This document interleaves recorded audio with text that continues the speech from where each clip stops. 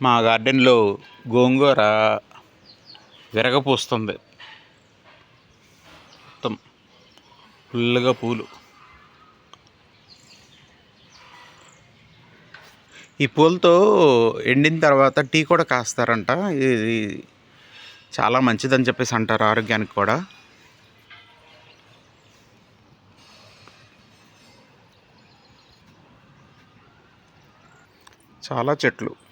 చాలా చెట్లకి ఇట్లాగే పూలు పూసినాయి గోంగూర.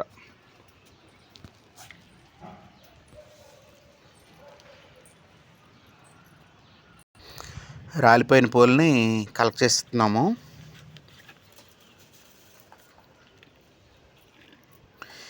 ఇవి షేడ్లో ఎండబెట్టేసేసి నిల్వ చేసుకోవచ్చు. ఎన్ని రోజులైనా నిల్వ ఉంటాయి.